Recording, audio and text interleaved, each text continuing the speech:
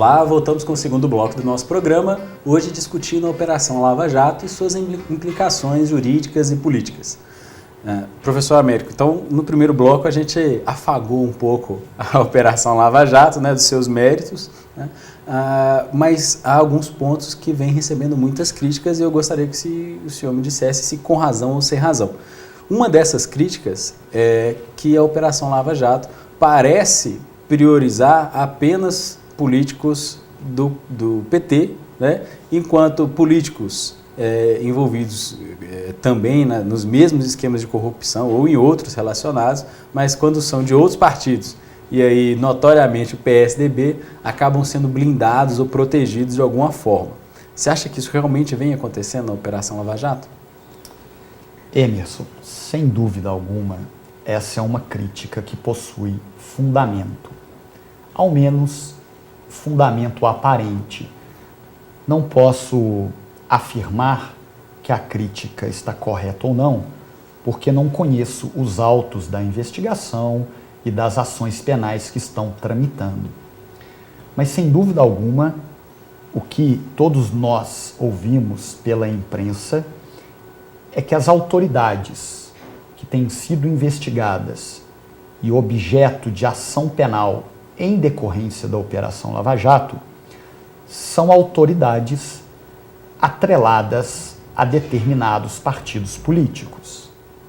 Outras autoridades também citadas na Operação Lava Jato, porém de outros partidos políticos, podemos citar o PSDB, até então não foram objeto de ações penais da Operação Lava Jato. Estão começando a se tornarem acusadas em decorrência da Operação Lava Jato.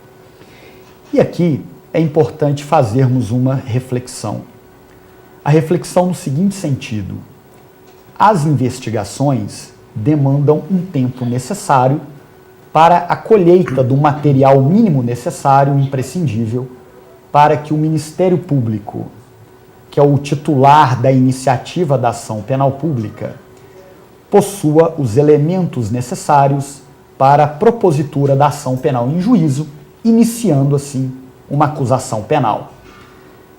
Mas quero acreditar e acredito que esta aparente crítica, aparente fundamento de crítica à Operação Lava Jato, com o passar do tempo, essa crítica vai perder força e a Operação Lava Jato, o Ministério Público Federal irá acusar também as autoridades dos demais partidos e não apenas as autoridades que já vêm sendo processadas, acusadas pelo Ministério Público Federal. Mas aparentemente o que nós ouvimos na imprensa, nos jornais, sem dúvida alguma, poderíamos extrair essa crítica à Operação Lava Jato.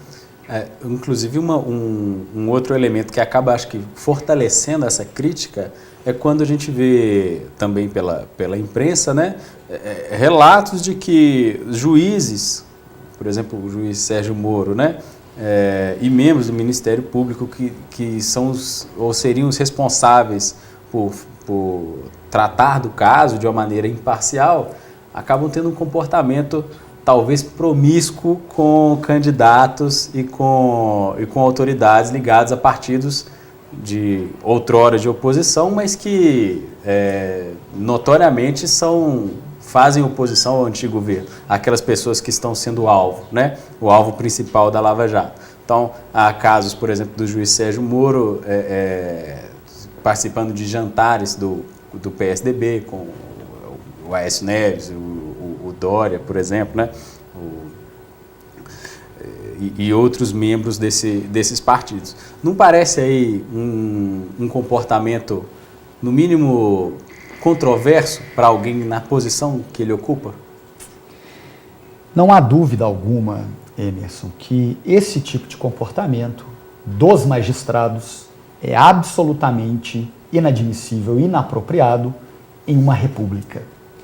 É muito importante destacarmos que vivemos em uma república federativa do Brasil.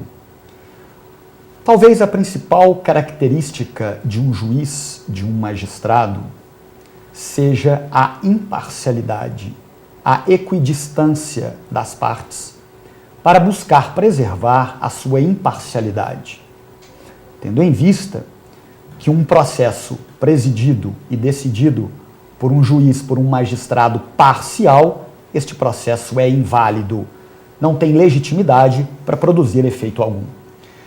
Nós temos tido notícia, todos nós temos essas notícias. Por exemplo, o juiz Sérgio Moro, podemos citar o ministro do Supremo Tribunal Federal, Gilmar Mendes, tendo encontros com autoridades investigadas na Operação Lava Jato. Sem dúvida alguma, trata-se de um comportamento inaceitável, inadmissível. E em uma república, todo aquele que exerce parcela de poder possui uma enorme responsabilidade.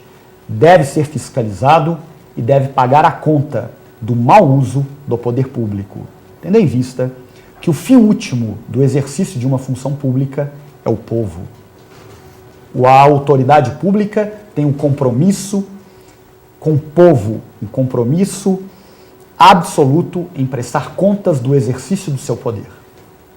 E você acredita que numa última,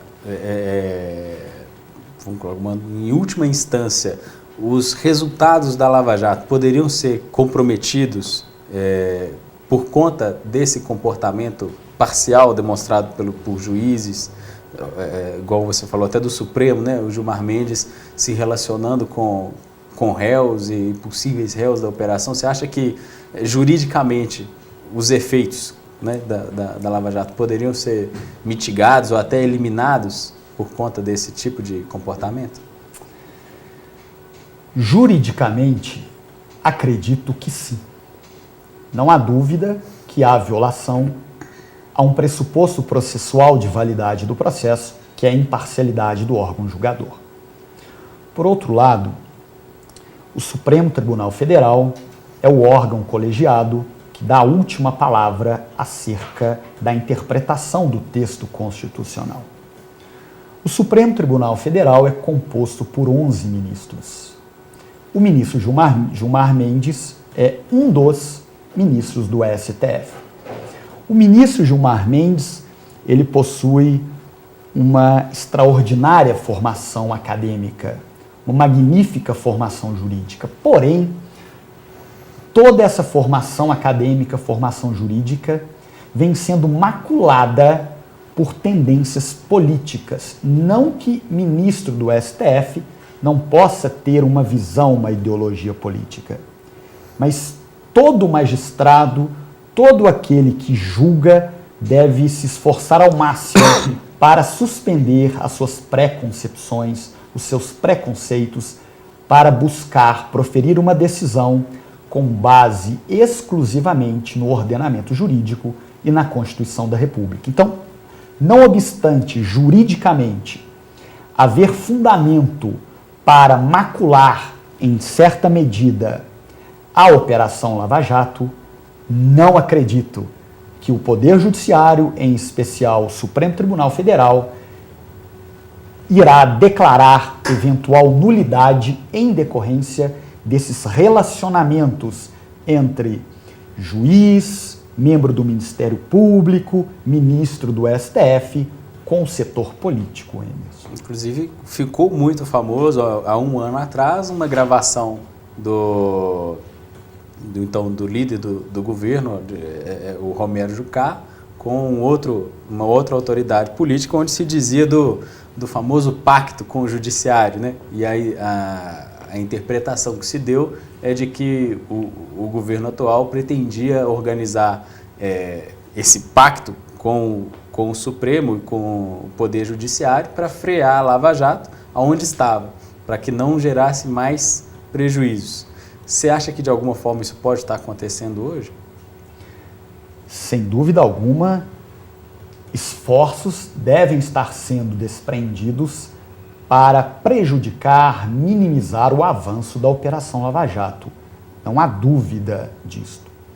Por outro lado, a sociedade, as associações dos magistrados, as associações do Ministério Público, enfim, O povo brasileiro estão atentos para combater com toda veemência eventuais tentativas de prejudicar a Operação Lava Jato. Porém, Emerson, no âmbito político, a política é muito poderosa. Nós estamos tendo acesso a pequena parcela da verdade. A grande parcela da verdade, nós nunca ficaremos sabendo. E você tocou no nome do senador Romero Jucá. A mim me parece que ontem ou hoje foi indicado para compor o Conselho de Ética. Então, o Brasil é algo a ser estudado. A autoridade envolvida historicamente em grandes escândalos políticos, indicada para integrar o Conselho de Ética. É claro que para que haja uma condenação, deve-se observar o devido processo constitucional. Mas, por outro lado, aquele que exerce uma função pública não pode pairar sobre esta pessoa a mínima dúvida acerca da sua honestidade, da sua probidade e do seu compromisso inafastável com as causas do povo, Emerson. E nesse problema é que, na verdade, não paira a mínima dúvida de que ele é o oposto de tudo isso, de que ele realmente vai utilizar do seu poder agora na Comissão de Ética para se favorecer, né? Mas um outro ponto que vem sofrendo críticas à Operação Lava Jato, que eu gostaria de debater com você no próximo bloco, aí é sobre a interferência da mídia, do quarto poder, né? O poder midiático no julgamento, nas investigações e no julgamento da Lava Jato. Beleza? Beleza. Então a gente volta para o terceiro bloco.